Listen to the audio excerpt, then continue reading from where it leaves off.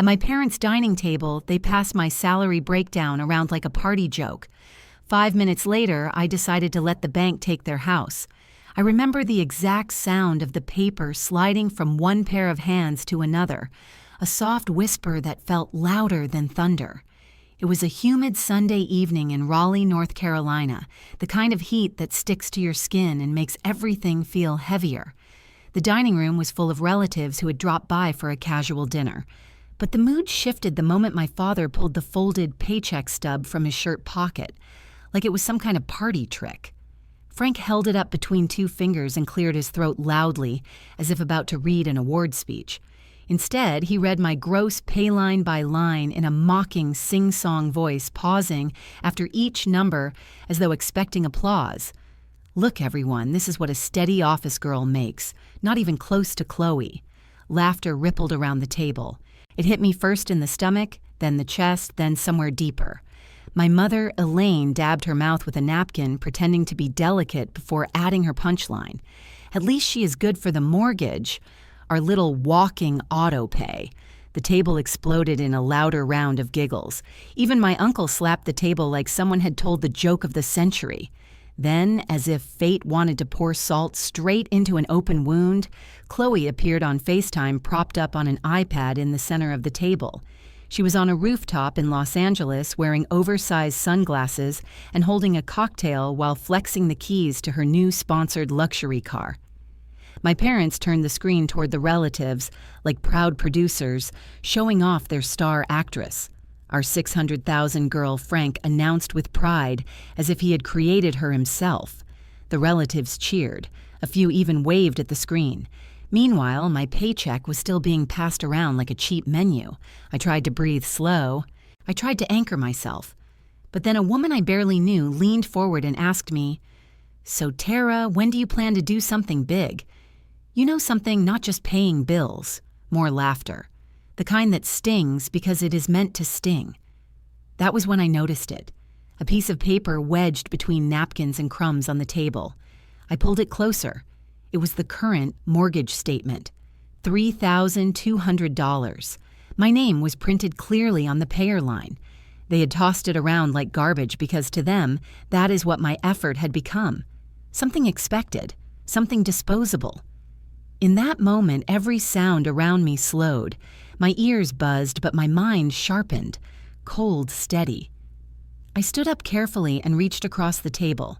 I took my paycheck stub out of Frank's hand, folded it, and slipped it into my purse. The laughter died instantly. Maybe it was the way my face must have looked. Maybe it was the silence that fell over the room like a dropped curtain.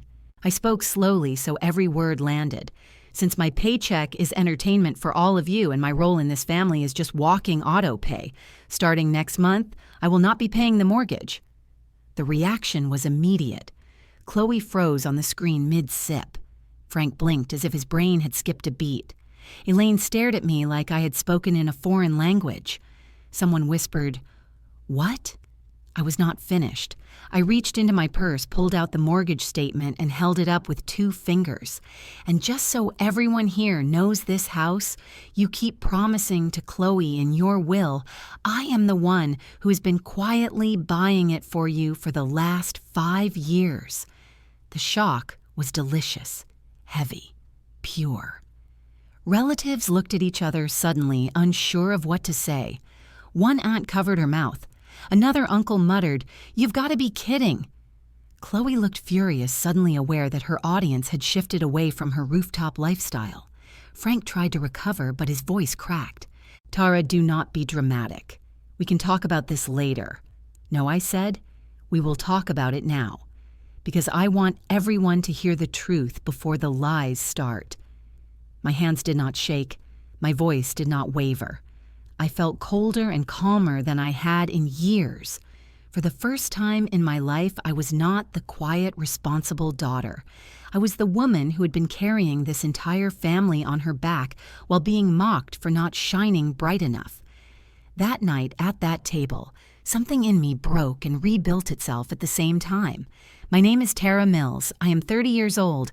I work as an account specialist for a local construction company, and I live alone in a modest apartment. My sister Chloe is the influencer with the 600,000 lifestyle.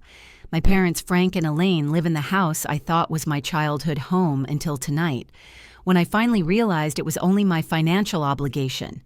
Before I tell you how far this went, tell me the time where you are and which city you are watching from. I want to know how many kitchens this story is sharing a table with tonight. I can still feel the way that summer air in Raleigh wrapped itself around everything when I was 10 years old, and Chloe was 13, and our family had just moved after the financial crash had wiped out most of what my parents once bragged about. The boxes were still stacked in corners, and the kitchen smelled like cardboard and tap water and nervous hope. But even then, the lines were already drawn, and I did not have the language to name them, yet I only knew that Chloe sat at the dinner table telling stories about school and auditions, and how a teacher had said she had stage presence, and my parents leaned forward as if the words were pearls dropping from her mouth, while I rinsed plates in water that was a little too hot because Elaine had told me warm water helps soap work better, and Frank had said children should learn responsibility early. So responsibility became my identity long before I understood what it truly cost. I remember evenings when Chloe would sit at the table with her elbows propped up describing some imaginary future where she would live in New York or Los Angeles, and everyone would know her name, and my parents would laugh and clap their hands and say things like, "You are going places, sweetie," while I wiped crumbs and carried plates to the sink and waited for someone to ask about my day, but no one ever did. And after a while, I stopped expecting it. We had a white sheet of paper taped to the refrigerator door with 2 columns written in Frank's sharp handwriting, one labeled Chloe and one labeled Tara, and beneath each name was the word college, written with the kind of optimism that parents cling to after losing too much. They called it the college fund. They told neighbors they were rebuilding their future with discipline. But the truth was that the fund became another silent divide. Because the summer Chloe turned 14, she begged to go to an acting camp in Charlotte, an expensive one, with professional coaches and glossy brochures. And even though Elaine initially said we could not afford it, the mood shifted overnight after Chloe cried in her bedroom, and Frank said investing in talent is how families break cycles. So one morning, the sheet on the fridge looked the same, but the numbers behind it had changed. Most of the money that belonged to my column had been pulled out without mention and used for Chloe's camp.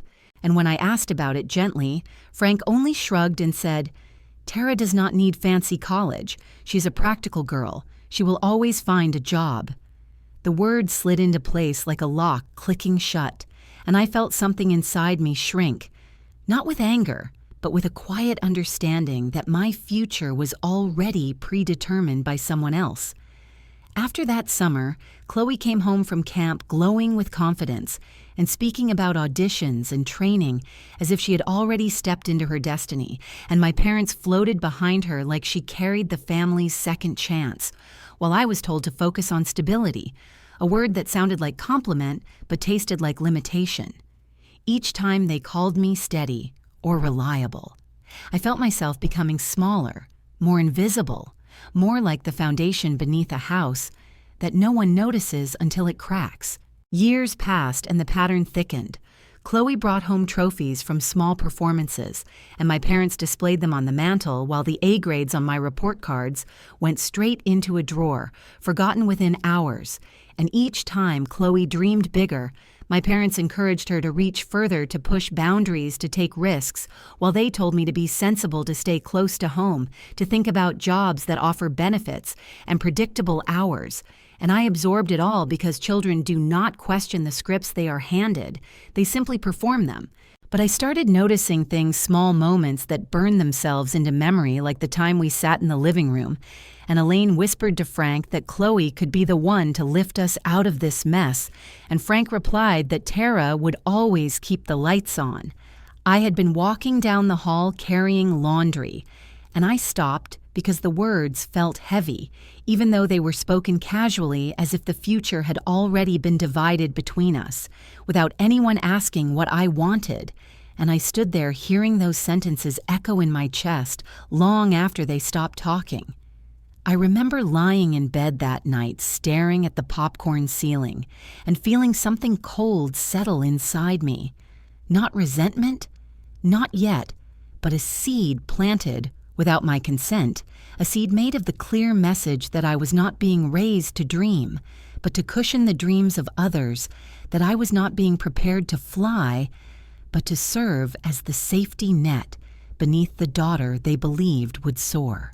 I tried to shake it off in the following years, tried to tell myself that every family has favorites and every child has their role, but the truth hardened slowly, each small unfairness layering over the next until the shape of it became impossible to ignore.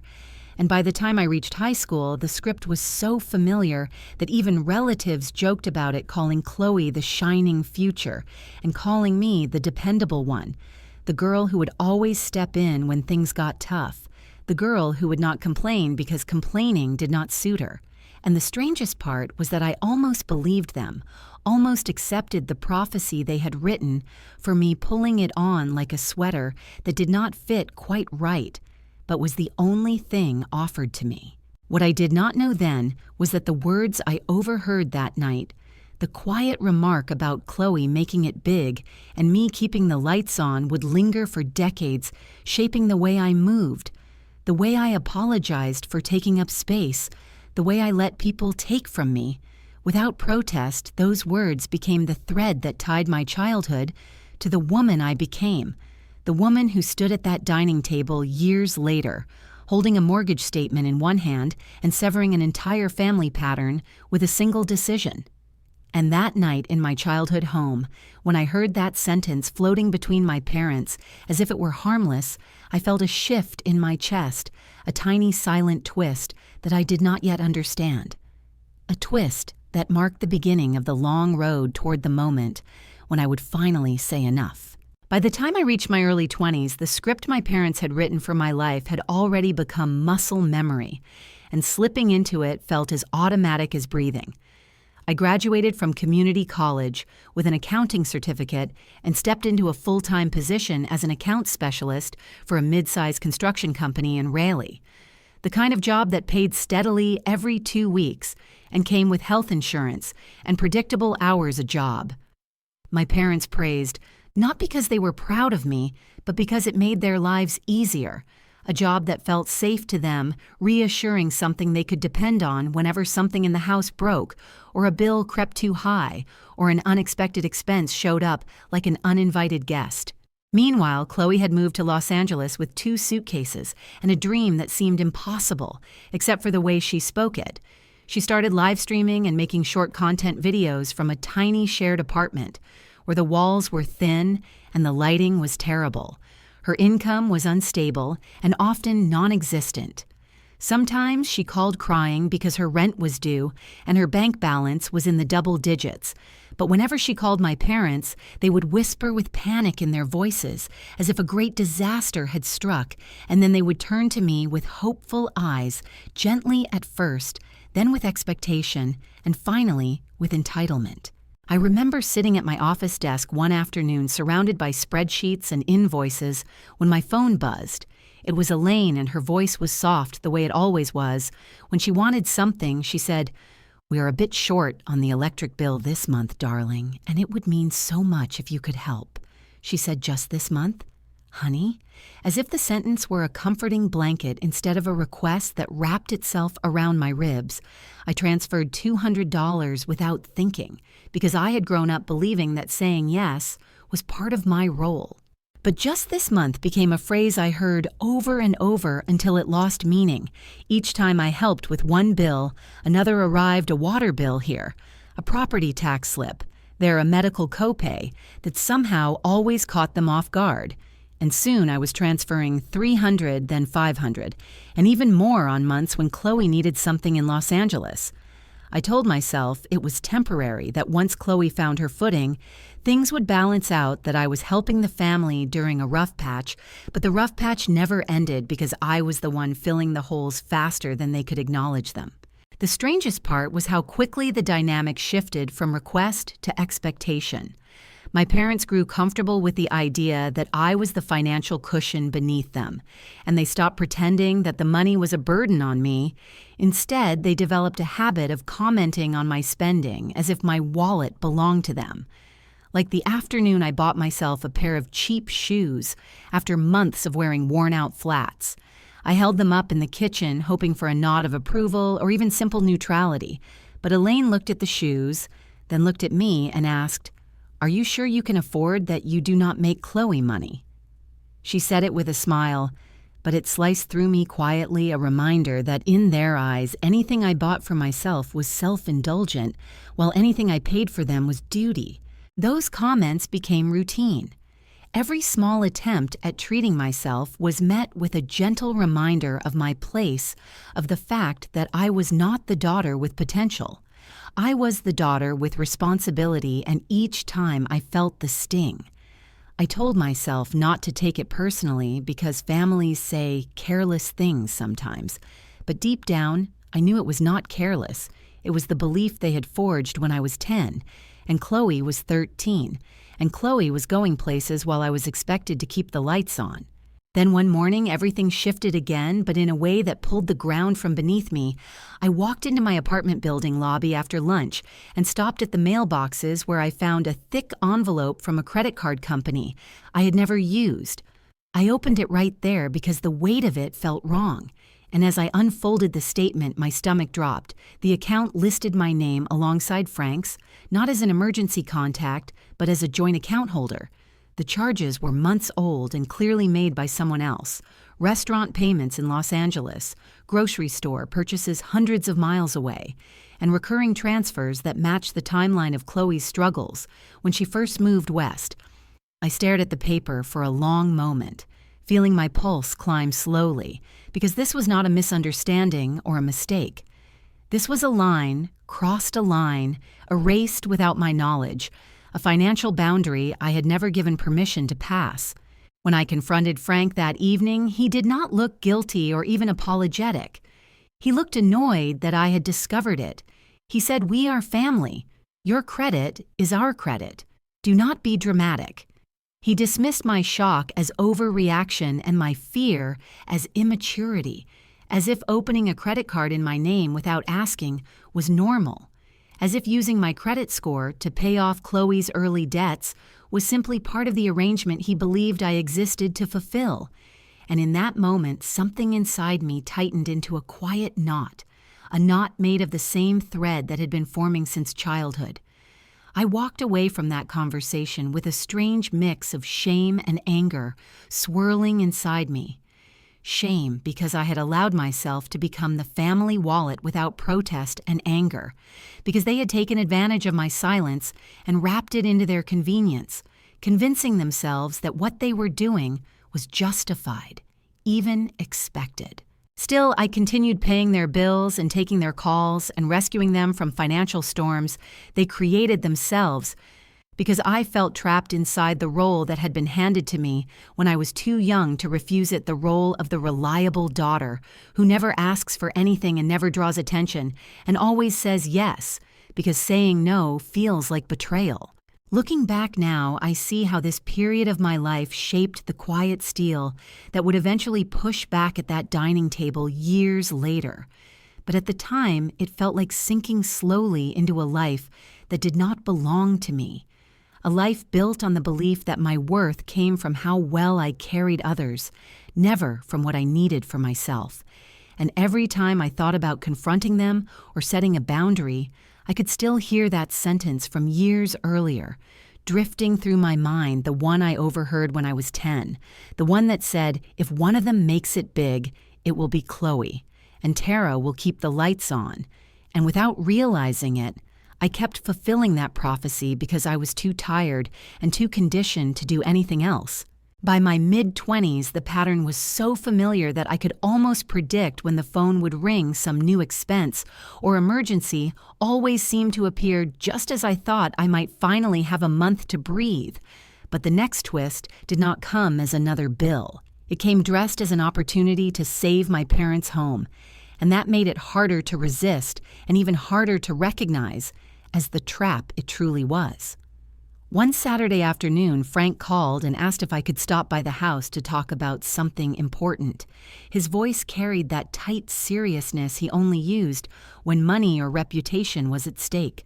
So I drove over with a knot already forming in my chest. Elaine met me at the door with red eyes and a tissue in her hand. The living room was piled with envelopes and folders, and on the coffee table sat a neat stack of papers with the logo of a bank printed clearly at the top. They explained that the interest rate on their mortgage had gone up over the years, and the payments were stretching them too thin. They had fallen behind a couple of times, and the bank had suggested a refinance, a way to reset the terms and lower the monthly payment, but there was a catch. Because of their age and credit history, the bank was hesitant to approve the new loan without a younger co-signer with a solid credit score, which, of course, meant me. Elaine took my hand and squeezed it with trembling fingers. She said, "If we do not refinance, we might lose the house. This home is your childhood home, Tara. You grew up here. You do not want to see it taken by the bank. Do you?" And her voice cracked just enough to make me feel cruel. For even considering hesitation, Frank added that it would just be paperwork, that I was not really going to feel the difference. Because I was already helping anyway, this would just formalize what the family had been doing together all along. I looked around the living room at the walls with faded photos, at the worn couch, where I had studied for tests, at the kitchen doorway, where I had stood with wet hands listening to them divide my future into dream and duty. And I wanted to protect that space, even though I knew it had never fully been mine. I wanted to believe I could stop something bad from happening. So I went with them to the bank. I sat with a loan officer who smiled politely and told me how wonderful it was that I was willing to support my parents. I signed my name on document after document, watching my signature link itself to numbers that felt abstract. And in that moment, I believed I was doing the right thing. That being listed as a co-borrower and co-owner meant we were all in this together, that my sacrifice was protecting my foundation. For a short time, that illusion held. The refinance went through, the payment stabilized, my parents relaxed just enough to return to their familiar rhythm of small complaints and larger expectations. But then one evening, a few months later, I came by the house after work and noticed a manila folder sitting open on Frank's desk in the small office off the hallway. I had come to drop off some pharmacy receipts I had paid, and when I set them down, my eyes landed on a heading, printed in bold letters, "Last Will and Testament." The name beneath it was Frank Mills. I did not intend to snoop, but the pages were slightly fanned, and my own name caught my eye. Curiosity and dread twisted together. As I looked closer, there was a section labeled Real Property, which listed the family house by address, and under beneficiary, it said Chloe Mills 100%. Then further down, another section listed distributions to the remaining child. Tara will receive some personal belongings, and Dad's old truck reading. Those lines felt like having the air knocked out of my lungs. I had signed on to the mortgage as a co-owner. I had tied my financial future to this house, and yet on paper the plan was to leave the asset entirely to Chloe.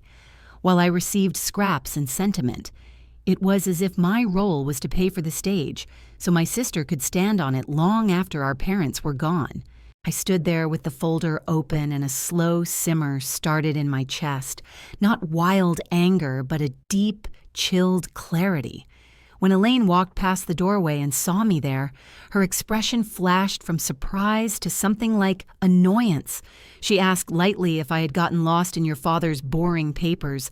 I held up the will and asked if this was final, if this was what they truly intended, that Chloe would inherit the house I was helping to buy, while I was left with old metal and memories.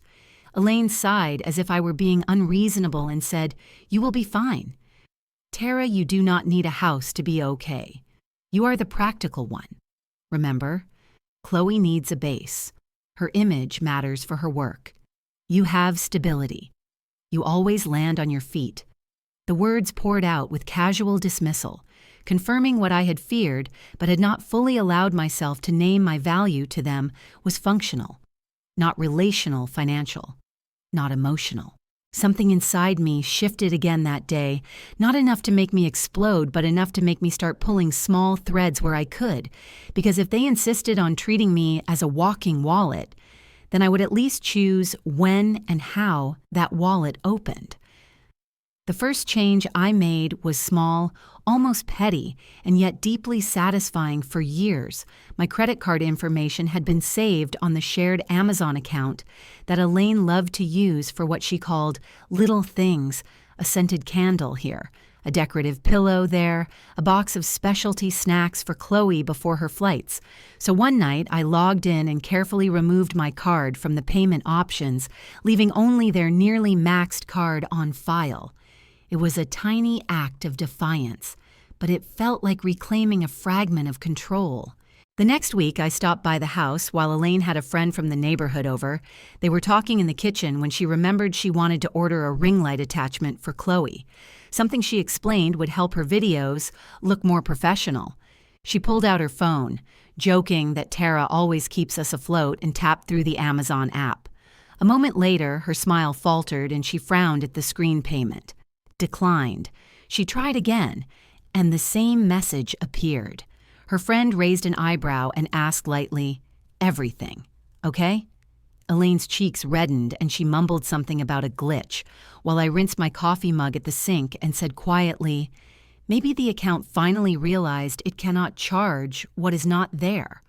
The comment landed heavier than the words themselves, and I watched her swallow it as if it were too sharp to spit back out in front of company. Still, the larger blow had not yet arrived. It came a short time later in the form of an email from Human Resources at my job. The subject line mentioned my retirement account, and when I opened it, my heart rate picked up. The message said there was an issue with the repayment schedule on a loan taken from my 401 Quay. It stated that recent payments had been lower than required and warned that if the loan was not brought current, it might be treated as a taxable distribution. I stared at the screen in confusion because I had never consciously taken a loan from my retirement. I had signed many forms over the years, trusting that when my parents or even Frank slid papers in front of me, they were harmless. And as I dug deeper into the account details, I saw it clearly a loan documented months earlier, labeled family support, the amount matching almost exactly what had been sent to Chloe during one of her worst financial stretches in Los Angeles. Money I believed had come from my savings or monthly income had in fact been pulled directly from the one place meant to protect my future, my later life, my chance at rest. Realizing that shook me in a way the unpaid bills and mocking comments never had. This was not just using my paycheck. This was reaching into the years I had not even lived yet. And spending them without my consent, it was theft, wrapped in the language of love. And that discovery, while quiet on the outside, became another turning point inside me, a new layer of resolve settling over the old wound. Because if they were willing to spend my future so carelessly, then I would have to be the one to finally decide where the line was drawn. Chloe's rise happened so quickly that it felt almost unreal. One month she was still texting me about late fees and borrowed ring lights, and the next she had posted a shopping haul that exploded across the internet. People loved the way she laughed at price tags and tossed luxury items onto her bed as if they were souvenirs from a casual stroll. Then she uploaded a day in my life vlog that the algorithm grabbed with greedy hands overnight. Her channel leapt into a different tier, and suddenly she was talking about projected income of $600,000 a year from brand deals and affiliate links and gifted items. My parents repeated that number as if it were a prayer. Our pride, our ticket, out of worry became their new refrain. They said it with the same breathless excitement they once reserved for lottery drawings and second chances. But this time, they believed it was guaranteed because Chloe said it was. I watched all of this while sitting at my desk during lunch breaks, hearing coworkers laugh about their kids' soccer games or their husband's forgetfulness, while I kept checking my phone to see videos of my sister walking through boutiques and smiling at herself in mirrored walls. I tried to feel happy for her, but beneath that hope was a quiet sting. because every time she rose another inch, my parents pushed me another inch further into the role of stability mule. Someone meant to carry the weight so their star could shine without resistance. I told myself I was imagining it until the afternoon of the neighborhood barbecue proved otherwise. The barbecue took place at the house of the Millers. 2 doors down, the backyard smelled like grilled corn and burgers. Kids chased each other with water guns and adults gathered in clusters, talking about vacation plans and aches in their knees. I arrived with a tray of pasta salad and was walking toward the folding table when I heard my father's voice rise above the chatter. He stood near the TV the Millers kept under their covered patio, remote in hand, telling everyone to watch this part. Watch this part. Then Chloe's face filled the screen. She was laughing and twirling in her new designer jacket, telling her viewers that she had just closed a deal worth more than her entire income from the previous year. People around my father whistled and murmured in admiration while he puffed his chest and said, "That is our girl, $600,000 a year. And climbing, she is the pride of this family." One of the neighbors, a gentleman who always complimented my baked goods, turned to my father and asked, casually, "And what does Tara do?" Frank did not hesitate. He answered, "She does numbers. Office stuff, solid boring, but solid." Then he chuckled and added, "Chloe is the one who really took risks. She is our big shot." I stood there holding the tray, feeling my throat grow tight as his words clanged around the patio, every syllable landing like an accidental slap. I turned and placed the food on the table before anyone noticed the tremor in my hands. The humiliation should have stopped there, but Elaine was never one to miss an opportunity to underscore a point wrapped in sugar while chatting with Mrs. Miller. She pulled out a folded sheet of paper from her purse. I recognized it instantly. My W-2. The document that listed every dollar I had earned and every tax withheld. She held it like a conversation prop and said, "Tara helps with the mortgage, bless her heart. But look at how much Chloe makes compared to this." Mrs. Miller's polite smile faltered, and she said something about appreciating steady work, but the damage had already seeped into my bones. I stood a few feet away pretending to refill my cup while listening to the comparison play out numbers and implications. Once again, I was the dependable one, the steady one, the boring one, the one whose worth was measured only by how much she could cover. Later that night while driving home, the humiliation replayed in my mind over and over until something inside me clicked. A tiredness mixing with an anger that had been building quietly since my childhood. And the next morning, without announcing anything, I logged into the cable account that I paid for and scrolled through the add-ons. The sports package that Frank loved more than Sunday sermons was one of the most expensive items on the bill. So I canceled it with one decisive tap, leaving only the basic channels and the essentials, like internet. It was not revenge in the grand sense, but it felt like slipping a pebble into a carefully arranged machine, enough to make it sputter without collapsing entirely. 2 nights later, Frank called me while I was cooking dinner. He sounded annoyed and demanded to know why the sports channel had disappeared. He said the playoff game was tonight, and the screen kept showing an error message. I stirred my pot of soup slowly and told him that the package had been removed by the account holder. He paused as if trying to process that, then said, "Well, can you turn it back on? This is important." I said calmly. I thought, since my money is small, we should stop wasting it on big games. He fell silent for a long beat before muttering something about ungratefulness and hanging up without saying goodbye. For a moment I thought I might feel guilty, but instead a quiet sense of equilibrium settled over me. Not joy, exactly, but a small reclaiming of space inside myself. I had spent years paying for luxuries I never used while being told my contribution was insignificant. Canceling a sports package felt like telling the universe I was awake now and paying attention. That evening before bed, I checked my email. I expected the usual alerts from work, but instead I saw several messages from the bank. One of them flagged as urgent. The subject mentioned autopay activity, and when I opened it, my stomach tightened. The mortgage payment of $3,200 had processed automatically earlier that day, but below it were smaller charges from the pharmacy. The grocery store, the monthly subscription for vitamins my mother liked, and even a recurring delivery service for cleaning supplies, all of them pulled from my account without so much as a conversation. The list scrolled and scrolled each payment, a reminder that the household was living almost entirely on my back while praising Chloe as their financial beacon. I sat in the dim light of my bedroom, staring at the screen, feeling the mixture of betrayal and inevitability pool inside me. The realization that I had become the silent engine of a home that did not claim me with love, but consumed me with expectation. And as that truth solidified, it became impossible to ignore that something big would have to break before anything could change. Things began to unravel in a quieter way at first, not with shouting or accusations, but with a soft moan from Elaine one Sunday morning when she pressed a hand to her chest and said she felt a tightness that would not go away. At first she brushed it off as indigestion or stress, but as the hours passed, her breathing grew shallow and her skin turned pale and clammy.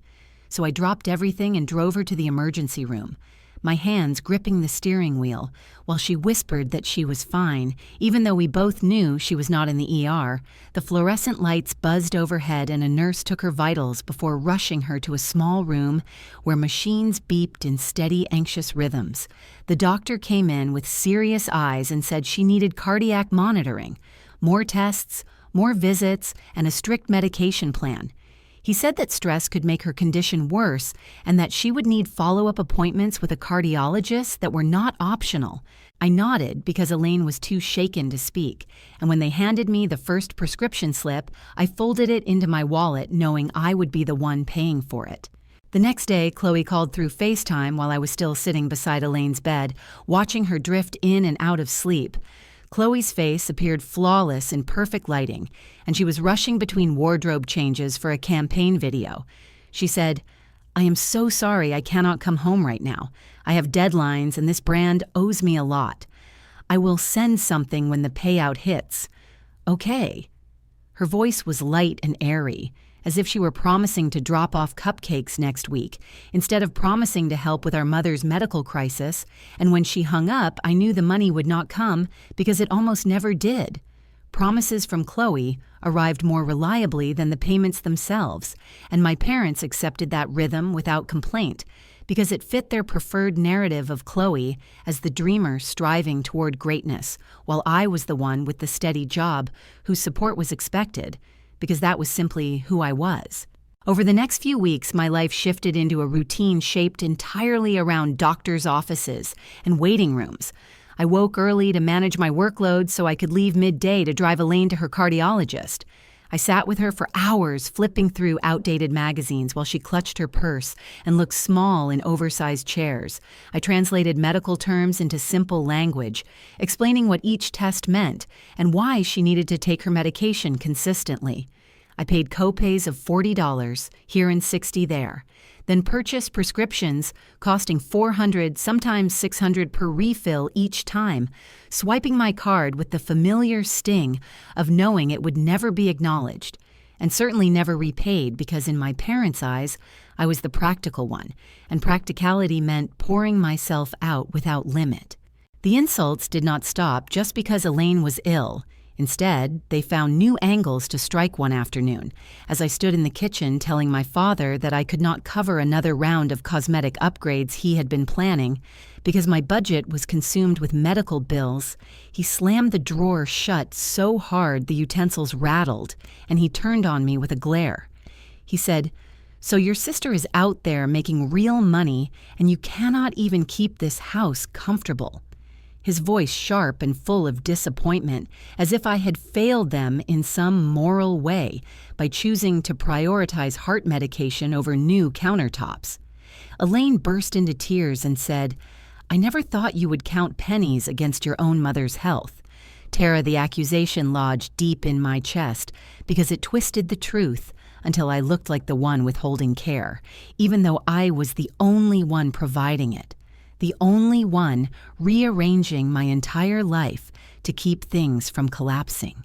That night I went home exhausted, My spirit scraped thin by the constant pressure, and I sat on the edge of my bed, wondering how much further I could stretch myself before breaking. It felt like drowning slowly under expectations so normalized that any attempt to surface was labeled selfish or cold. I stared at the ceiling and realized that if I kept allowing this cycle to continue, nothing would ever change, because the people benefiting from my silence had no incentive to question the system they built on my back. So I made another small adjustment, something subtle but intentional. I kept the utilities paid and the medication covered because those were necessities, but I stopped paying for the luxuries that only served pride and image. I canceled the subscription wine club that Elaine loved to mention whenever guests visited, as if it were a symbol of sophistication, and I canceled the premium streaming service that Chloe always used for her vlogs, the one she bragged about having because it made her content look crisp and cinematic. When she filmed at our house, I let the essentials remain but stripped away the comforts that they took for granted as part of my duty. A week later, Chloe came home unexpectedly to film something in the living room. She set up her camera and opened the TV app she always used. The bright, confident smile on her face flickered when a message popped up saying payment failed. She tried again, tapping the remote with increasing annoyance before asking what happened to the subscription.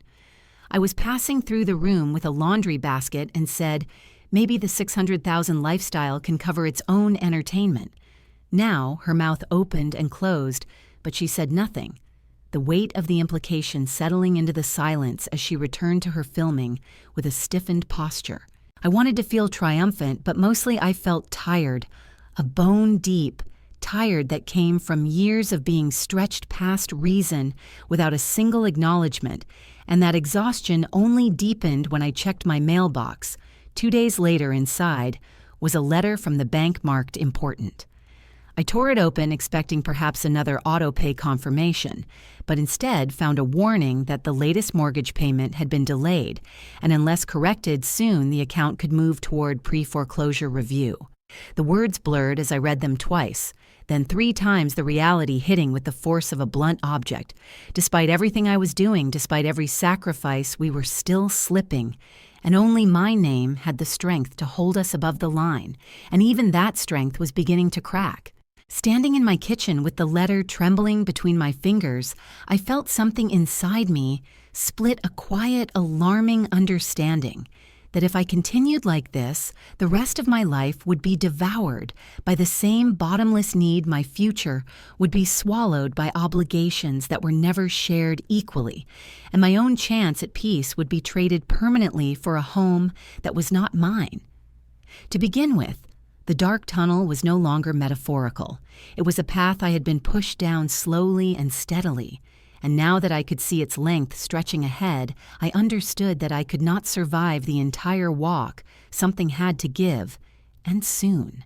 The night of that dinner had already lived inside my memory like a bruise that refused to fade, but returning to it now in fuller detail feels like reopening the moment the ground shifted under my feet, and I finally understood that the quiet forgiveness I had practiced my entire life was nothing but fuel for their entitlement. The evening started the same way most family gatherings did, with laughter that sounded too loud and conversations that felt rehearsed. The dining room table glowed under warm light, and plates were arranged neatly, as if presentation could mask the rot beneath our dynamic. I sat near the end of the table, trying to blend into the background, not because I lacked a voice, but because every time I used it in this house, it was treated as noise rather than speech. Frank held a folded paper in his hand, and from the moment I saw the corner of it jutting out, I felt a sick recognition he had found my latest paycheck stub again, the same one I had tucked into my coat pocket during a rushed morning before work. He smoothed it proudly across the table as if it were a game card. He planned to show off, announcing that he wanted everyone to see how responsible Tara was. It sounded kind at first until he cleared his throat and read the numbers aloud with a theatrical flourish. He emphasized each line the way people emphasize punchlines: gross income taxes, withheld retirement contribution. He looked around the table for reactions, and a few relatives chuckled politely, not understanding the cruelty but sensing it anyway. Elaine added that at least Tara is useful. She keeps the mortgage steady for us, our little walking autopay. She laughed a brittle laugh, and one relative nodded with a smirk. I felt my jaw tighten as humiliation spread through my ribs like heat.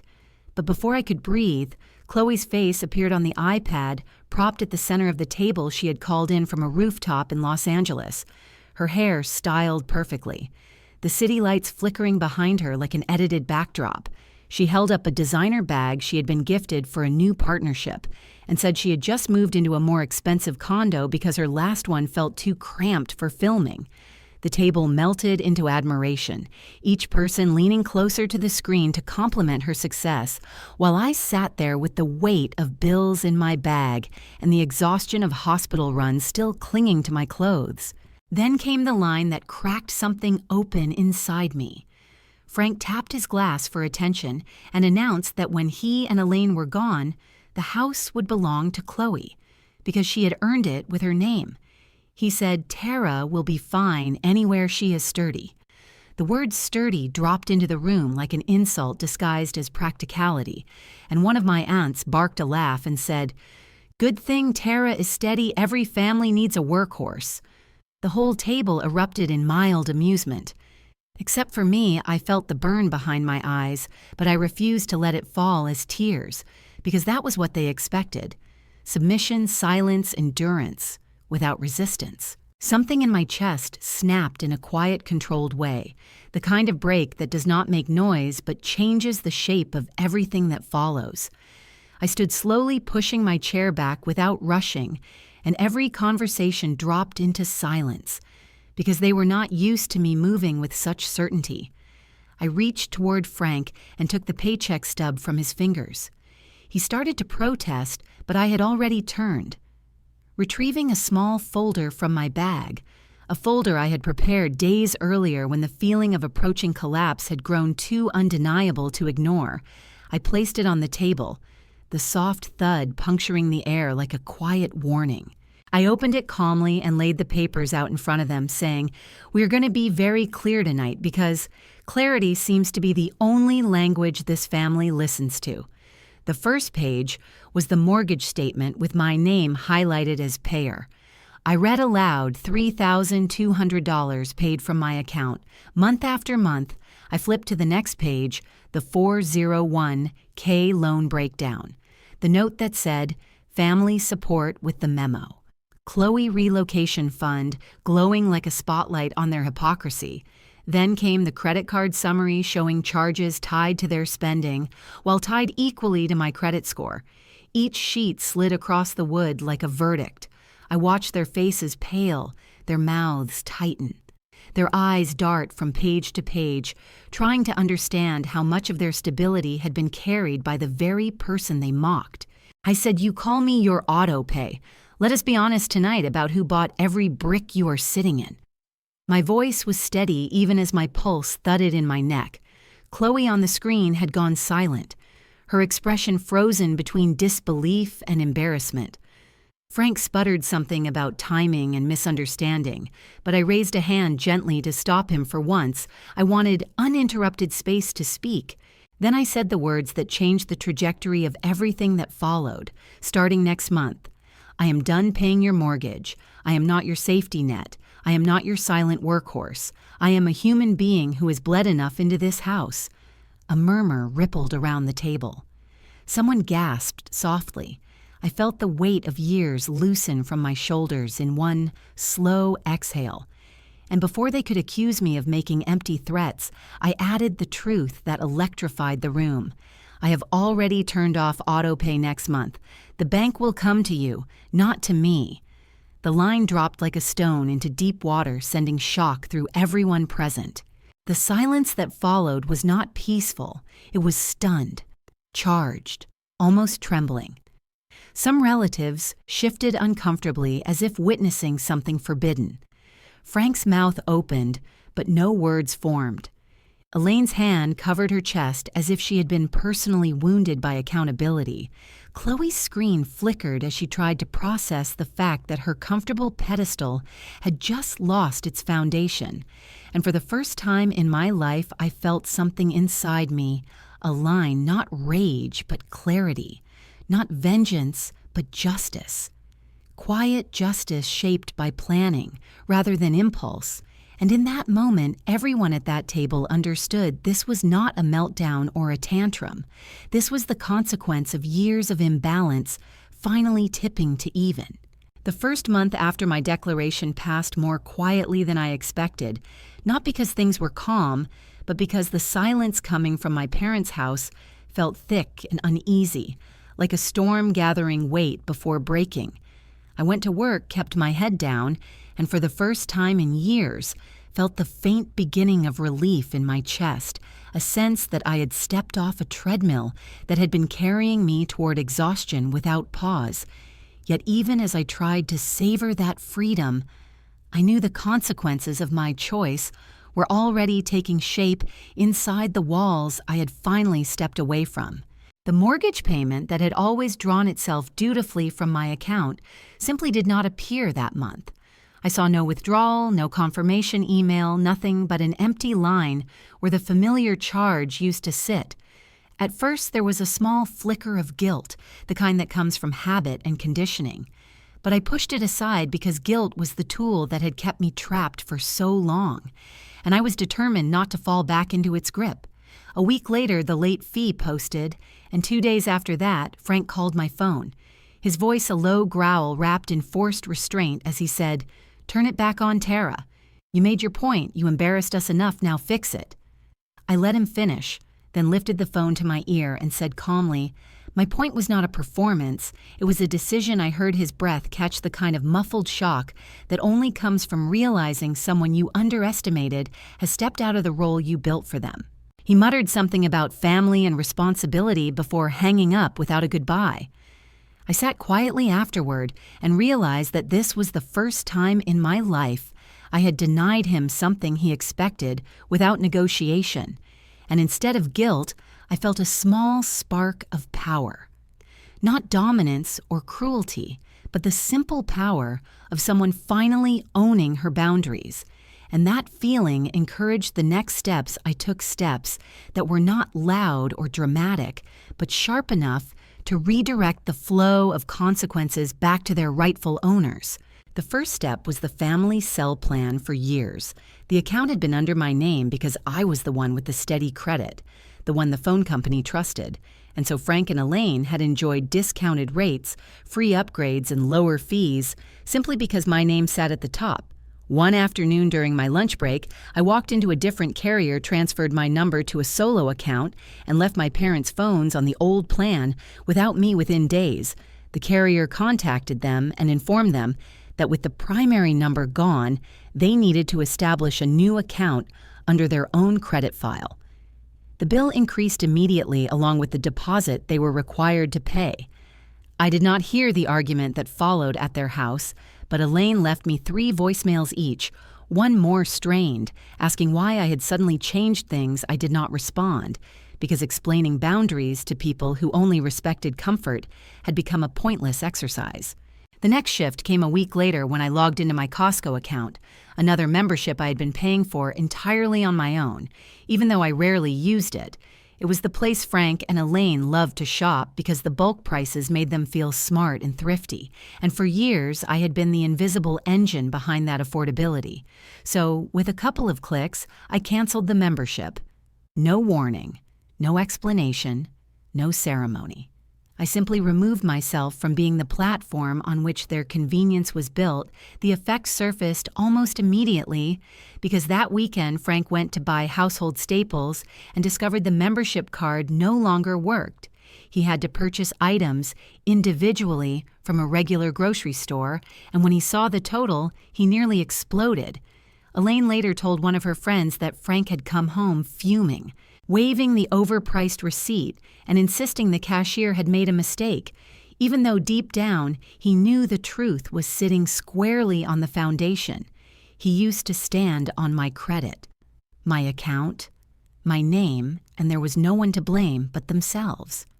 These were small things in the grand scheme of what they had taken from me, but each tiny fracture in their convenience was a reminder that the well they had drawn from so freely was no longer bottomless, and that knowledge forced them to confront a reality they had ignored for years, a reality in which Tara did not simply align her entire life around their comfort.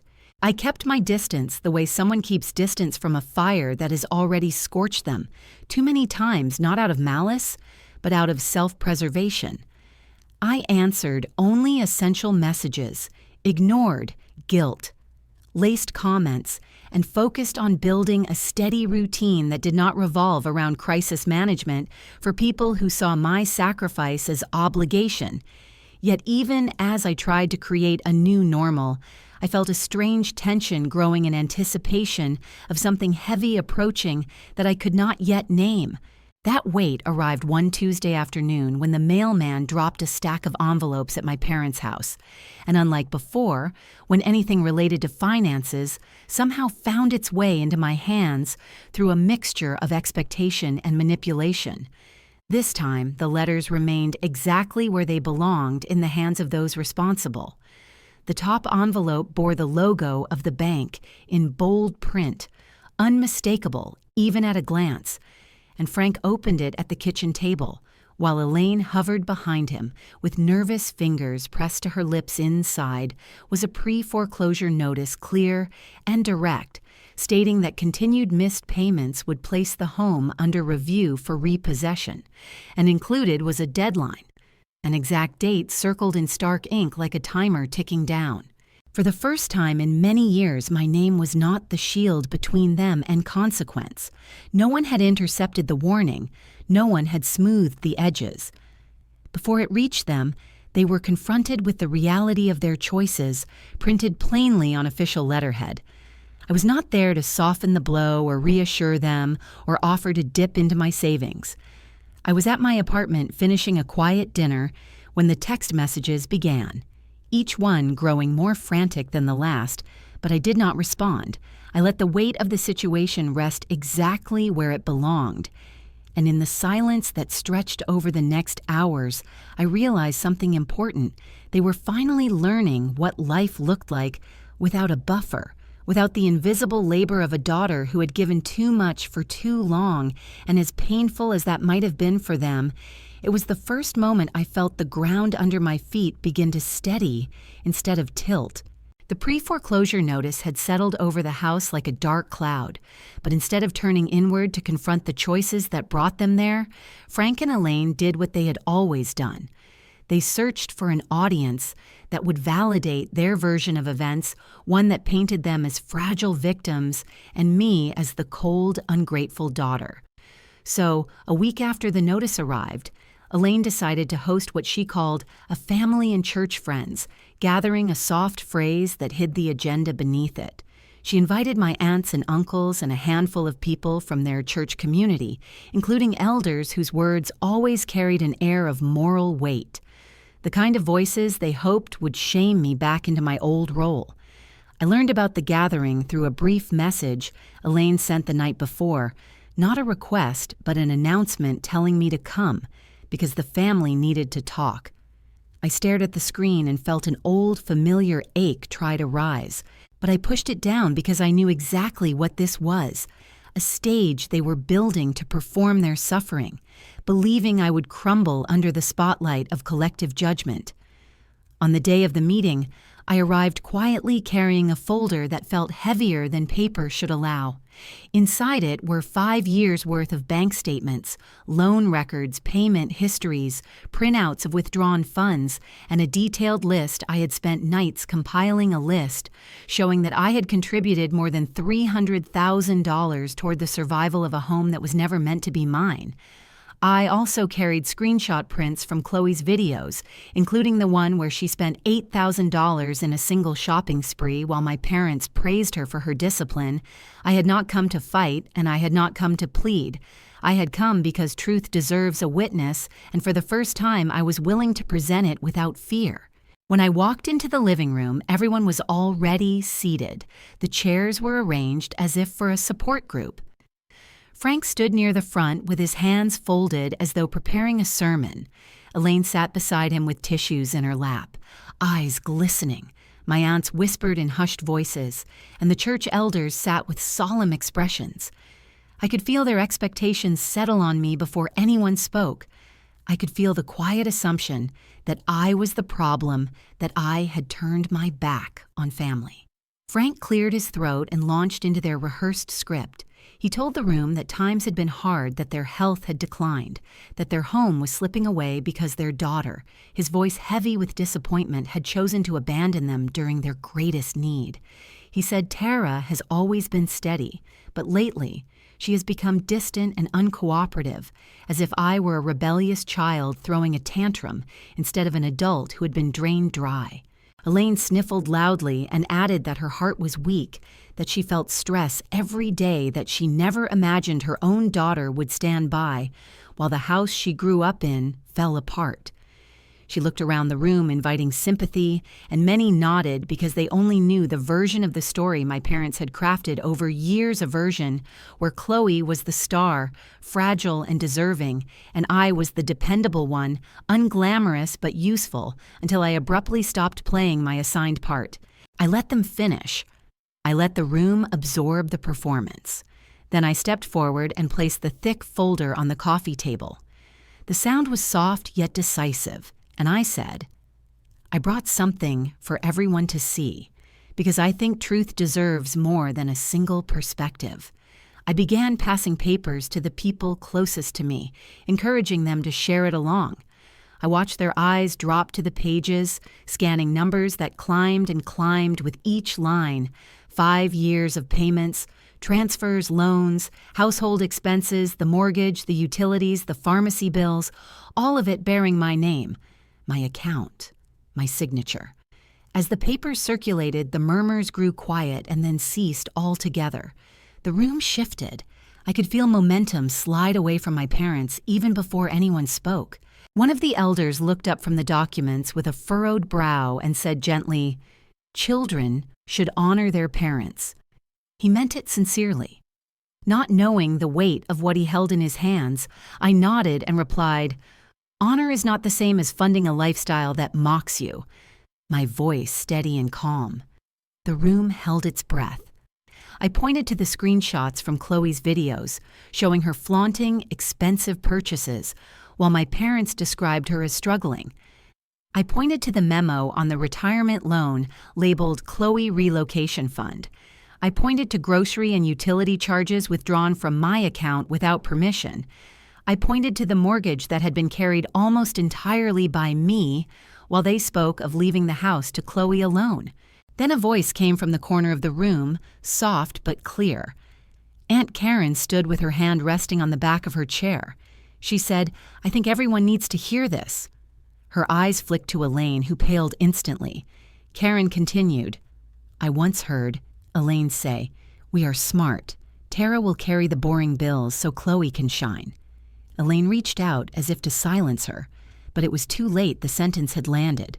The room reacted not with shock exactly, but with a slow, rolling realization, the kind that changes people's posture and rearranges their assumptions. In real time, pity shifted, sympathy drifted, and suddenly my parents were no longer framed as victims, but as architects of their own crisis. The elder who had spoken earlier turned toward Frank and Elaine, his face grave. He said, "You have not been abandoned. You abused her. This is not on her." The words were not loud, but they reverberated across the room like a gavel, final and unavoidable. Frank looked stunned. Elaine shook her head as if refusing a truth too heavy to carry, but the room had turned the weight of moral authority no longer worked in their favor. Their last remaining weapon, the weapon of shame, had been stripped away. For the first time in my entire life, I watched a room of adults look at my parents, not with admiration or blind acceptance, but with honest recognition. They saw the imbalance, the exploitation, the years of quiet labor they had taken for granted, and in that moment something inside me steadied, not with triumph, but with release. A release so profound it felt like breathing air that had been waiting for me all along. In the weeks after the church gathering, the air around my parents seemed to thin, as if the story they had spun for so long could no longer hold its shape, and the consequences they had pushed aside were finally stepping through the door. They had tried so desperately to keep shut. The foreclosure deadline crept closer each day, and instead of facing it with accountability, they scrambled for distractions. But distractions could not stop the letters from arriving, or the calls from the bank, or the warning notices that now sat unopened on the kitchen counter. And while their crisis deepened, Chloe's perfectly curated world began to wobble. One of her sponsors pulled out after a video surfaced on TikTok showing her speaking sharply to a restaurant server. It spread quickly and people began questioning her kindness, which in her world mattered more than truth. The comments turned the brand deals slowed, and the $8,000 shopping sprees suddenly looked less like success and more like desperation. I watched from a distance, not out of cruelty but clarity, because for the first time I was not the one required to fix anything. I simply observed the unraveling of a system that had long depended on my silence and my wallet. Then one evening, as the light softened across my apartment walls, there was a knock on my door, and when I opened it, Elaine stood there with her purse clutched tightly against her chest. She looked smaller than I remembered, as if the weight of every miscalculation had finally settled on her. She stepped inside without waiting and sat on the edge of my couch, as if afraid it might reject her. She inhaled shakily and said, "Tara, honey, we just need 3 more months of payments so we can sell on our terms." Her voice cracked in the middle, as though emotion could replace accountability. I listened quietly, letting the silence stretch until she began to shift in discomfort. I did not raise my voice or list grievances or remind her of the times she laughed with others over my paycheck or the nights I went without just to keep their lights on instead. I asked calmly what her plan was, beyond hoping I would bail them out again. She faltered because there was no plan. There had never been a plan, just me.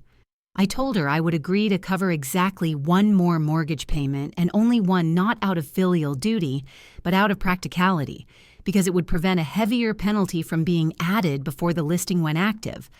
I explained that the house must be sold and that holding onto it had never protected anyone, only the illusion of pride. I said clearly that the remaining equity after paying off the bank must be split 3 ways between her and Frank and Chloe and me, and that everything must be documented legally, so there would be no more secret drafts of wills or whispered promises of giving the house to the golden daughter. Elaine's eyes filled as she realized the terms were non-negotiable. She nodded slowly, though the hurt pride in her expression flickered like a candle in a draft. The next day, Frank called, his voice clipped and defensive, as he said, "You are shaking us down, acting as if fairness were an extortion attempt." I let him speak, then answered simply, "No, I am making sure I am not the only one."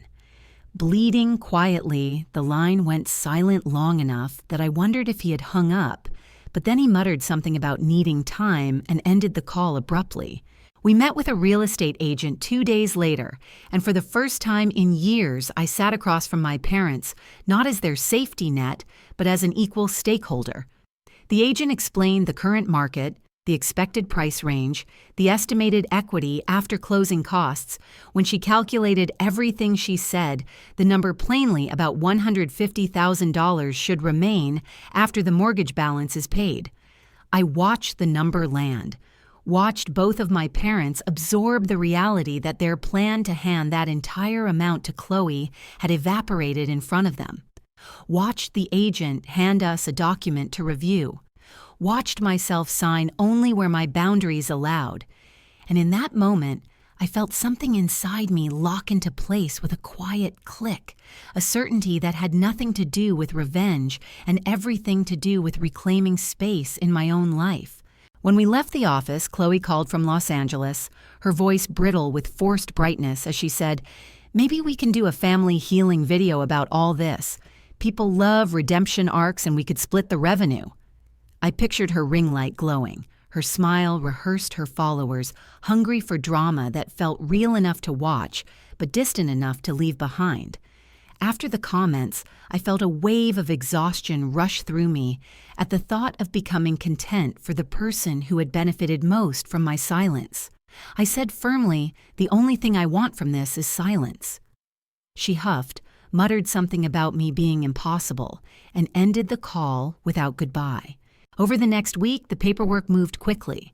The house was photographed, listed, and shown, and I stepped back from the day-to-day involvement while still remaining present, enough to ensure the terms were honored. I watched my parents adjust to the new dynamic, a dynamic in which they could no longer hide the truth behind charm or tears, because the numbers now spoke louder than their narratives. I watched Chloe try to rebuild her brand with fewer sponsorships and more honesty, though honesty had never been her strongest currency, and I felt a strange quiet growing inside me, not triumphant, not vindictive, but steady and firm, the quiet of someone who has finally stopped apologizing for her own boundaries. The closing date was set, and I knew the next chapter would be shaped not by what my family asked of me, but by what I chose for myself. For the first time in my life, I felt the ground beneath me shift, not from instability, but from freedom. A freedom I had bought piece by piece with years of sacrifice, yet only now could truly claim. The house sold faster than any of us expected, and when the agent called to confirm the offer, I felt an odd stillness wash over me, not triumph, not bitterness, but a quiet recognition that this ending had been circling my life for years and was only now choosing to land. The final selling price fell in the middle range. Not the dream number Frank had insisted the house deserved, not the inflated fantasy he used to brag about at neighborhood cookouts when he said, "This place is our legacy," but it was enough to satisfy the bank and leave the remaining equity to be divided, according to the agreement. The wire hit my account the following morning. $50,000 sitting there, like a steady white flame on the screen, and for several minutes I simply stared at it, unable to breathe, unable to fully grasp that for the first time in my entire 30 years, I had money that belonged only to me. Not money to patch holes, not money to keep someone else afloat. Not money that evaporated into bills and excuses and family emergencies, just mine a turning point disguised as a balance number. Meanwhile, Frank and Elaine began packing the house they once guarded so fiercely, the house they had promised to Chloe in whispered conversations, as if I were too simple or too steady to need a future of my own.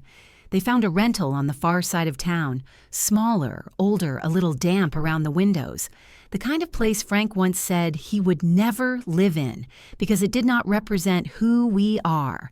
But now that the weight of unpaid mortgage payments had been transferred back to their own shoulders, the tone had changed. Elaine called it temporary. Frank called it fine for the moment. But whether they said it aloud or not, both of them were faced with the reality that managing a household without an invisible financial cushion was harder than the stories they liked to tell. They learned how to track their own bills again and how to choose between unnecessary comforts and necessary obligations, and in its own way that learning was a quiet justice. Chloe's world dimmed too. The clips of her twirling through the family home were gone because she no longer had a backdrop to borrow. She filmed in tight corners of her Los Angeles apartment. Now the lighting harsher, the echo sharper, the air less curated. Her follower count began to dip as her content shifted from luxury to something more ordinary, and although her videos were still polished, they lacked the inflated sparkle that had once fed her image. She tried to pivot to relatability, but her audience sensed the strain. Her comments filled with questions like, "What happened to the house?" and "Why aren't you filming in your beautiful room anymore?" And she never answered directly. She simply smiled tightly and talked about new beginnings, though everyone could tell her, confidence had softened around the edges. As for me, I finally let myself breathe.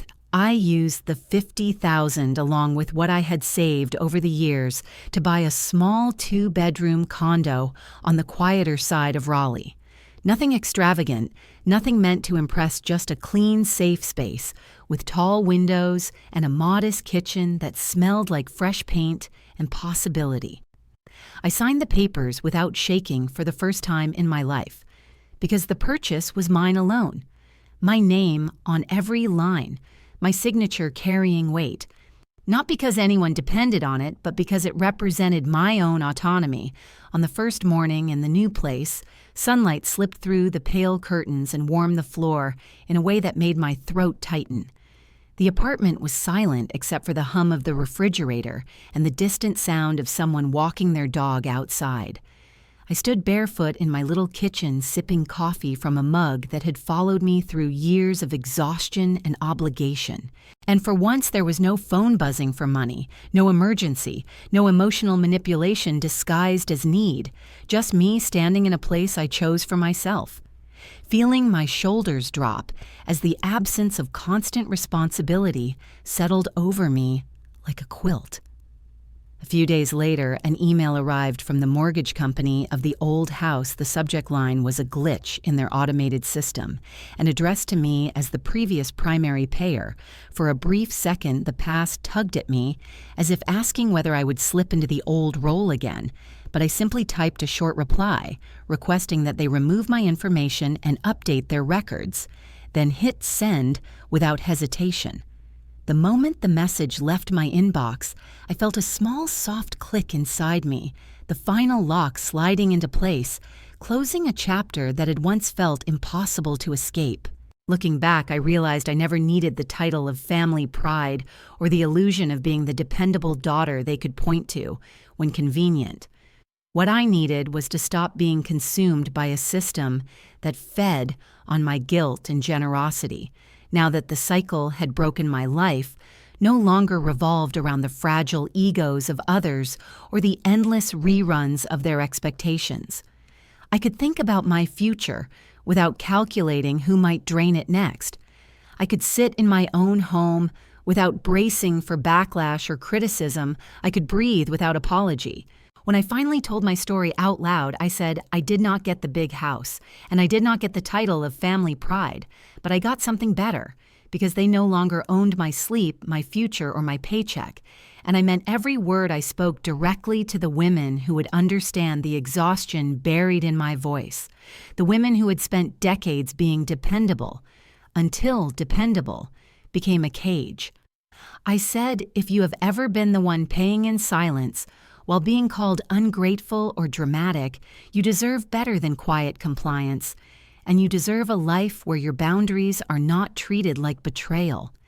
And as I recorded those words, I felt an unexpected steadiness lift my chest because I knew someone out there needed to hear it. So before this chapter closes, I want to ask you something. If any part of this felt like watching your own life from the outside, tell me where you are watching from and how old you were when you first realized your family loved your money more than your rest. Your story matters here, and I read everyone.